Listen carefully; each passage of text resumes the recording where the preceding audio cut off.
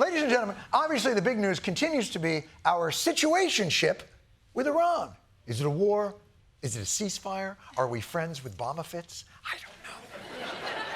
Because as you know, Friday marked the expiration of the 60-day free trial period presidents get to do wars. After 60 days, the president must ask Congress, who then decides, are we subscribing? Or are we just going to use Israel's password? So, as you can...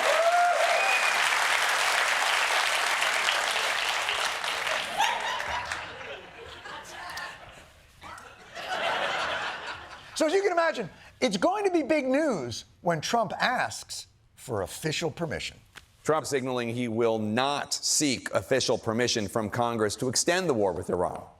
What? He's not going to seek official permission? I was kind of under the impression that that's not his choice. That it would be, I don't know, illegal. Then I remember Donald Trump doesn't give a about legality or any accountability that may occur from said illegality. So much so that he felt confident confessing to said illegality in a speech in Florida on the day he was supposed to attain congressional approval. What they call a military operation, you know, they don't like the word war, and they call it a military operation because that way you don't have a war, you don't have legal problems.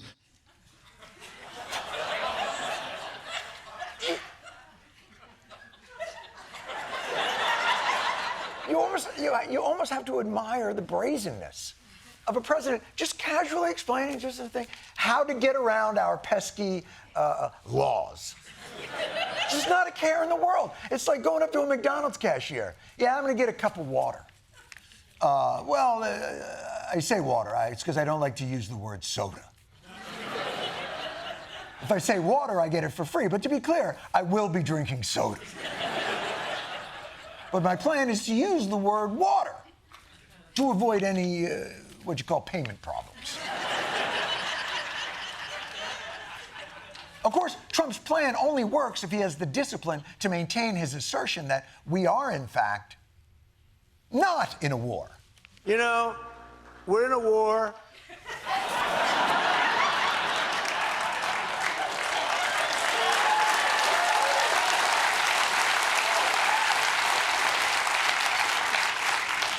Same day, same podium. Here's how I get around being a war. We're in a war. He's just sitting there. It's like he's just looking the cashier in the eye, filling up his cup with soda.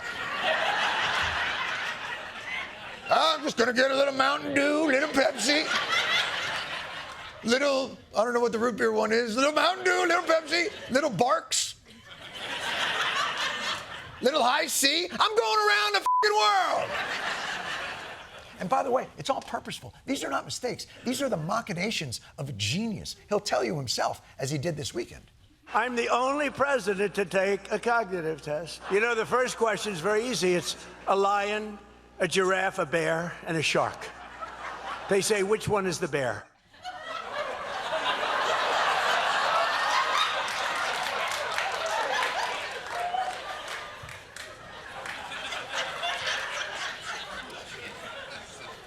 You're the only president to take the cognitive test. Let me ask you a question. Why do you think that is?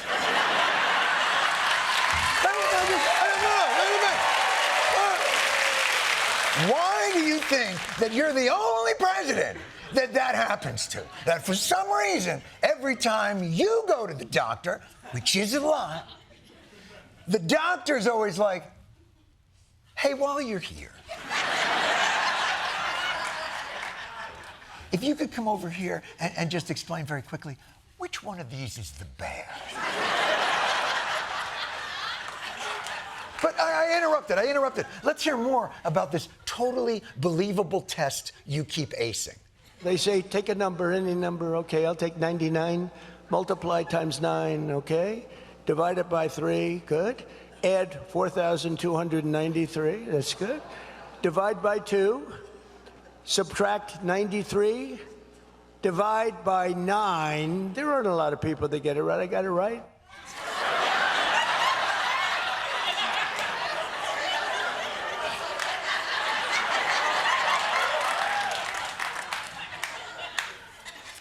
The answer was bear.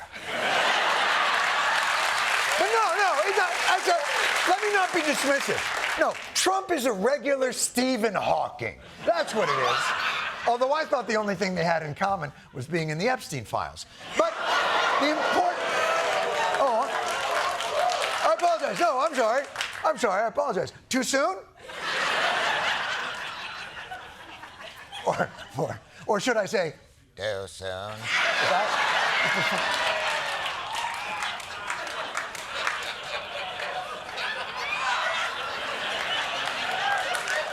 Listen, if Punch the Monkey can handle it.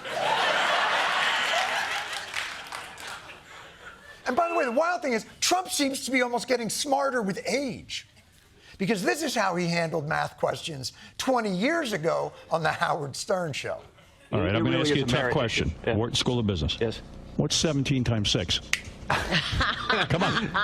What is it, human calculator? See, that's not a practical... 96? Wrong. 94? Wrong. That's not a practical application, though. Ivanka, 17 times 6.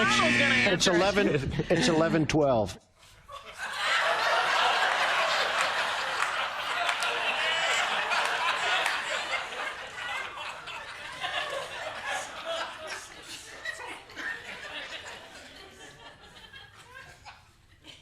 $11-12 isn't a real number.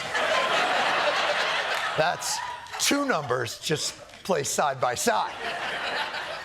Guess it's the 2000s equivalent of 6-7. That's how it... So I apologize. I know you're a genius. Try again. 112. 112. It is 112? 112. Yeah. So that is a number, but it's still wrong.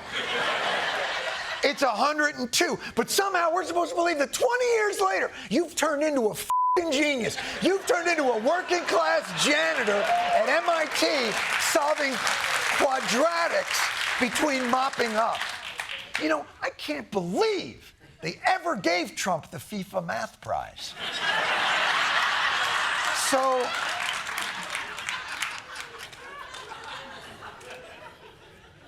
See, Trump is a special genius that sees himself above all traditional presidential limitations. He's not bound by our petty checks and balances and separations of powers. He has ignored 31 lower court decisions, not including 250 more rulings in immigration cases. He's festooned the people's house with trappings of a Versailles-themed bar mitzvah. He has built a Kim Jong-un-esque giant gold statue of himself at his Doral golf course. He's gonna be on our f***ing passports. Our passports. Whenever you go abroad, whenever you travel overseas, you're gonna have to tell a customs officer, I don't know him. How out of control are Trump's royal ambitions? So bad that last week, an actual king, born of the lineage of kings we fought to establish our constitutional republic, had to come back here to remind us to wake the f*** up. I come here today with the highest respect for the United States Congress, this citadel of democracy created to represent the voice of all American people to advance sacred rights and freedoms. Oh, shit, no, you didn't! Oh, shit! King Charles coming in hot! Firing on all, what's the British word for cylinders? I don't. But you heard him? And then Charles did us dirty with a list of all the hard-fought constitutional principles we are squandering. The principle that executive power is subject to checks and balances, the rule of law, the certainty of stable and accessible rules, an independent judiciary delivering impartial justice. Let our two countries rededicate ourselves. All right, all right. It was all very powerful until you hit the rededicate. The separation of powers, we must rededicate. I'm going to stop you before you go full Tootsie Pop Owl. How many licks must you give a country before we get to the... But you heard him. You heard the king. He's just a boy standing in front of a Congress asking it to rededicate itself to the principles of constitutional checks and balances. But Congress won't. Congress won't do that because they suck.